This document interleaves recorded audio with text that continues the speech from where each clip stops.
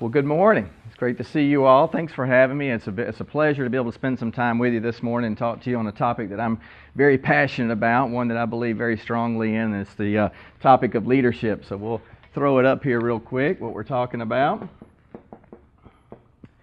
You know, a little known fact is that more's been written on the topic of leadership, yet less understood than any other topic in the behavioral sciences. If you were to go and Google the topic of leadership and see what comes back, it'd literally be millions of hits would come back. And yet what we see is that very few people are recognized as experts in the field.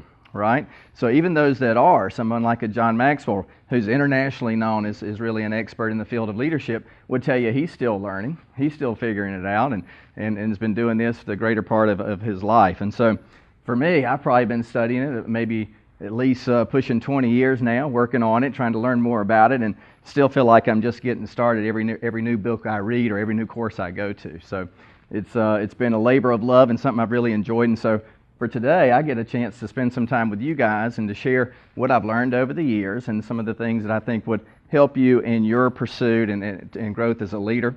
And so it really doesn't matter what role you spend in the organization. If you're coming into the organization as a new grad and part of this mentor program, that there's going to be ways that you can work as a leader, and so I think it'll serve you well.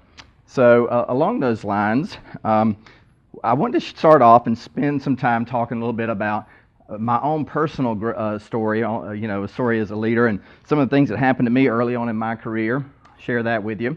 Then go from there and maybe spend some time talking a little bit about a couple of foundational or principles of leadership, and as time allows, we'll hit on a few of those.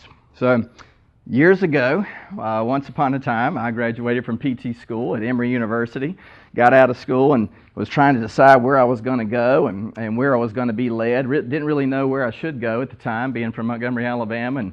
But anyway, I was with a company and they had an opportunity in Rome, Georgia. So for some odd reason, I still don't know exactly why, I decided that's where I needed to be, and I felt led to go there. So went to Rome, Georgia, and met these three guys that were there, and they were all about the same age, and we were going to be able to spend a lot of time together, and it was going to be fun. We were going to work hard and play hard, and I'd learned this whole PT thing. And so sounded like a great idea, signed up, went on up there, got started, and within 30 days, all three of those guys submitted their resignation and quit on the spot. And so for me, I had this opportunity that fell in my lap really, really early on. I always knew I wanted to be a director. I never imagined that it would happen at the 30-day mark out of school with a temporary license, by the way. So I had to sort of jump in there and get after it and decided to do so. Luckily, at the time, I had an organization that was very supportive of me, and they sent some people up on a weekly basis and helped me and mentored me and made sure, I guess, I didn't hurt anybody along the way. And so so that really began my career as a leader, really, at a really early age. And so we experienced a lot of growth and a lot of success during those times. We were able to start new programs, new services, new locations, new satellite clinics, and things were really taking off and going well, and we were just experiencing a lot of success. But I don't know, a couple of years later, I realized that something was missing, and I felt like it was something more a little internal, that I needed to do some internal work to be a better leader. I wasn't connecting as well, had too many people reporting to me maybe, had probably, at the time, maybe 20 folks, several different locations, and as you start taking on multiple sites, it becomes a little more complicated. So for me, I said it was time to go learn a little bit more about this leadership thing. I had no formal training at the time as a leader, and so it was definitely time to do that. So I sought out a continuing education course that was provided by Stephen Covey. It's called The 7 Habits of Highly Effective People. It was a week-long course in those days, and so it was a pretty good 5-day course there, comprehensive. One of the homework assignments at the time that we had to do was I had to do a self-evaluation of my strengths and my weaknesses. And then my people, 20 or so that were reporting to me, had to do an evaluation of me on those same strengths and weaknesses. And it was, oddly enough, when the results came out, as you might imagine, they did not agree. They were quite different. Everything that I thought I was really good at, it turns out I wasn't so good at. Okay, so at the time I had this concept of leadership that it was kind of me and them, or me versus them or something like that. I was young and kind of didn't really know much about it at the time. So after that, there was this light bulb moment for me that kind of went off and said, you know what, it's really not about this whole me versus them thing. As a matter of fact, it doesn't really matter what I think. Okay? Doesn't matter what I think, what I perceive, because all that really matters at the end of the day is them. And so at that moment in time, I changed my leadership style and completely began to be more focused on others, okay? Focusing more so on other people, focusing more so on the organization, not thinking so much about myself, really kind of going to a point or a place of selflessness, okay? Kind of putting self last. And what happened over the next several years, and really continues to happen to this day, is everybody continues to rise. And as the organization rises, the ship rises. Everybody on the ship rises. Okay? Well, I'm on the ship. So if I keep working on other folks and helping them be successful, it happens for me as well.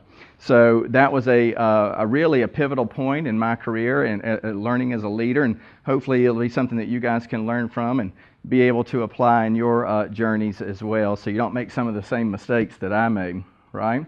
So another one that I would share with you over the next couple of minutes, during that same course, we were presented with kind of how you look at things and how you're able to process things as a leader. And so as we were able to do that, I'll share with you a concept some of you may or may not have heard of. And basically it's called the circle of influence and the circle of concern.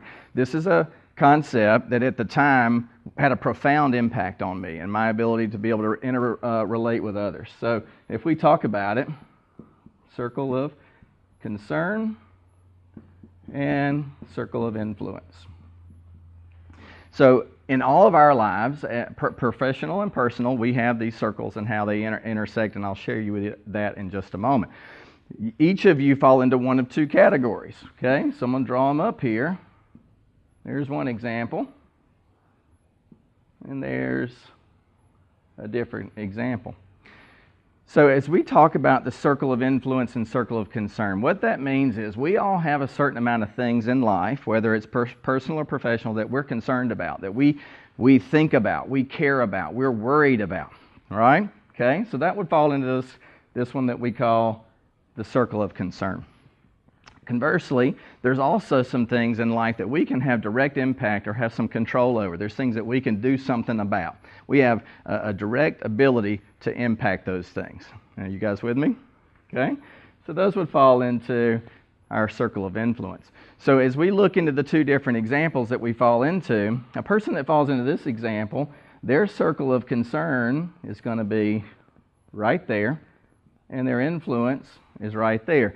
Pretty big divergence there, big difference, right? And so what ends up happening is these people, you might know some of these folks, they end up, what happens is they have some negative energy, and that negative energy is a reactive focus. They tend to be reactive to things, and all of that pressure makes their circle of influence even smaller, okay? So they're starting to worry about all this stuff, and yet all of a sudden that circle of influence gets in. Now that person is very frustrated. They're not nice to be around typically. They may be disappointed. They may just be angry. I mean, whatever the case may be, they're just not in a good place personally, professionally.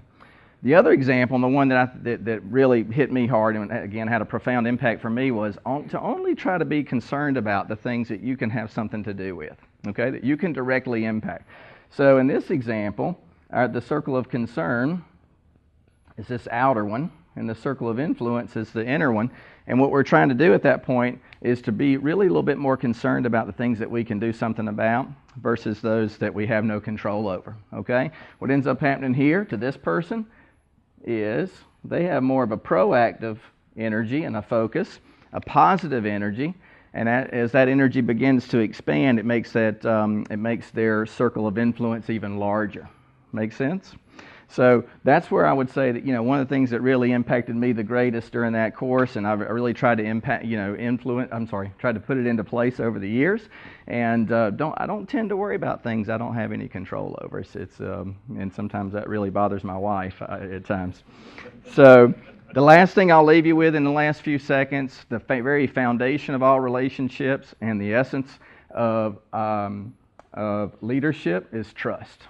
So never forget it. I don't have time to expand on it, but I just want to share it with you. Trust is extremely important, and it's easy to lose that trust. So I've enjoyed speaking with you today. If I can ever be of any help to you all, please reach out to me. I want to see you be very successful in your times here at Benchmark. Thank you, and enjoy the rest of your day.